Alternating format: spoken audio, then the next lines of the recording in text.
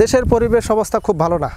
দেশের এই খুন খারাপি রাহাজানি আর কতদিন থাকবে আল্লাহই ভালো জানে। এমন অবস্থায় কবে যে শেষ হবে। এনে অবস্থা বসে রয়েছে কি লেগে মন খারাপ কে? কি বাড়িতে কি কোনো সমস্যা হয়েছে নাকি মন মরা কে? এ দুঃখটা সাপ দেখা যাচ্ছে যেই আমার নাতি হাসিমুখী মানুষ, আর অথচ এই মানুষের অবস্থা কী হয়েছে? ভাই তোমার কি হয়েছে? দাদু ভাই কি হয়েছে? হ্যাঁ কি বলবো নানা, দুঃখের কথা বলে আর লাভ নাই। এই যে বাংলাদেশে বসবাস করি, প্রাইম ইউনিভার্সিটি, আর এই পারভেজ নামক এক ছাত্র ছিল।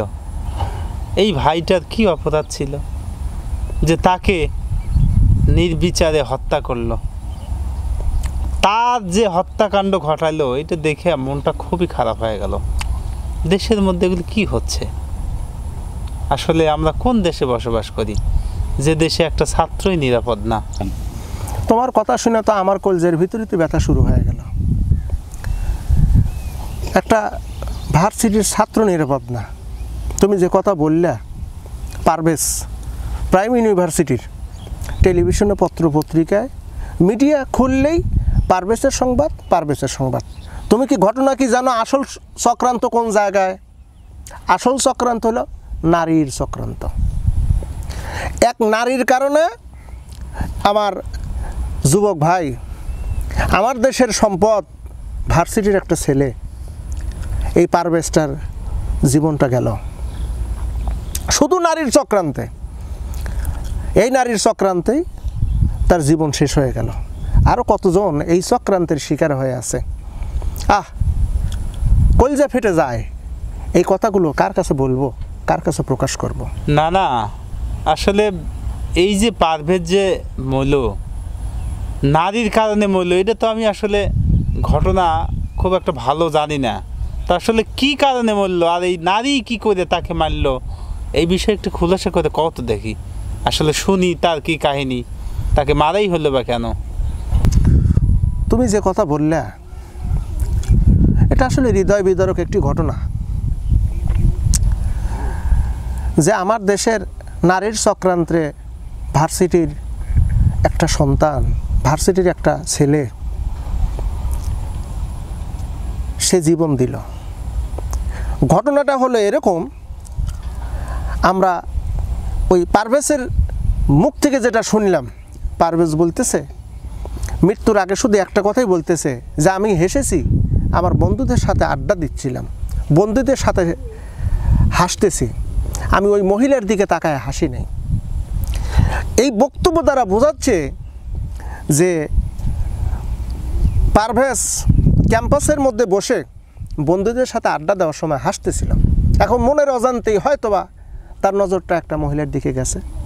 ভার্সিটির ওই মেয়েটা, যেটা আমরা সংবাদ মাধ্যম দিয়ে জানতে পারতেছি, তার বন্ধুদের কাছ থেকে জানলাম, নির্ভরযোগ্য সূত্রতে জানলাম যে বন্ধুদের সাথে হাসি রহস্য করতেছিল। এই অবস্থায় ওই মহিলার দিকে তাকাইছে, ওই মহিলা মনে করছে যে আমার দিকে তাকায়া হাসতেছে। কত একটা দুঃখজনক একটা ঘটনা। আমার দিকে তাকায় একজন হাসতেই পারে, তোমার দিকে তাকায় একজন হাসতেই পারে, তাই বলে কি এটা কি হাসাটা কি অপরাধ? মোটেও অপরাধ না। এই মহিলা কি করছে? মহিলা বের হয়ে আসার পরে তার হলো 12 ভাতারি আছে না, 12 ভাতারি কিছু মহিলা কিন্তু থাকে।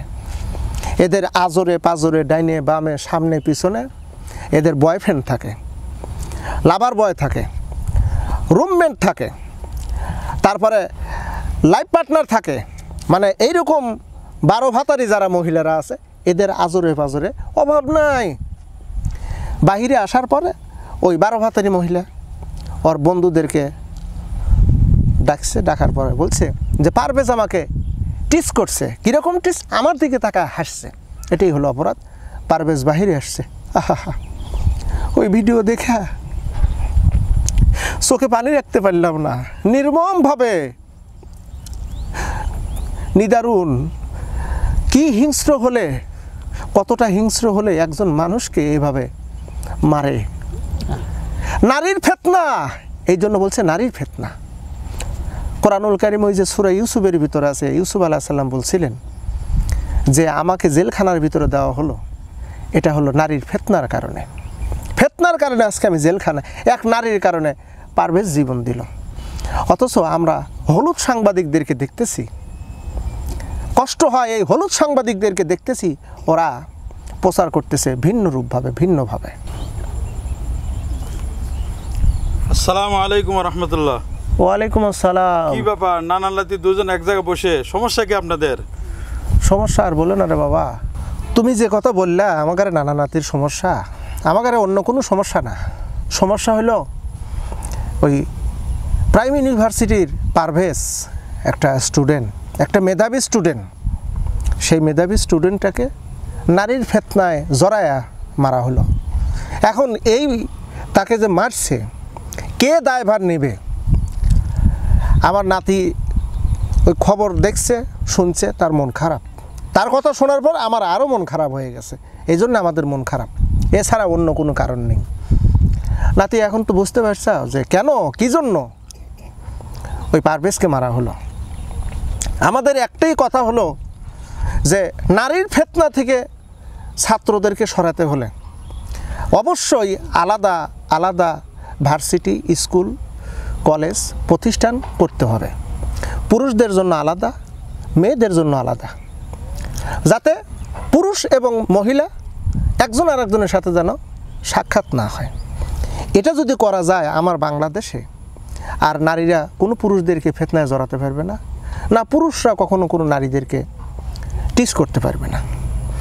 এটা আমাদের বাংলাদেশে দরকার আছে নাকি? দরকার আছে। একটা কলেজে মহিলাদের কলেজ, মহিলা শিক্ষক, মহিলা ছাত্রী, মহিলাদের জন্য আলাদা, মহিলাদের জন্য বাস আলাদা, মহিলাদের জন্য মার্কেট আলাদা, মহিলাদের জন্য হাসপাতাল আলাদা। সবগুলো যদি আলাদা হয় আমার দেশের কোনো পুরুষ নারীর ফেতনায় মরবে না। ঠিক। অথবা আমাদের দাবি ডক্টর ইউনূস সরকারের কাছে যে আপনি দ্রুত, যদিও একটু সময় লাগবে, আপনি এই পর্দার বিধান করে দেন, চালু করেন, আল্লাহর আইন চালু করেন, আর স্কুল প্রতিষ্ঠানগুলো আপনি আলাদা করার ব্যবস্থা করেন, যাতে আবার এই তরতাজা পান আর নারীর চক্রান্ত যেন না জড়ায়। এটাই হলো আমাদের দাবি। দাবি। ইনশাআল্লাহ।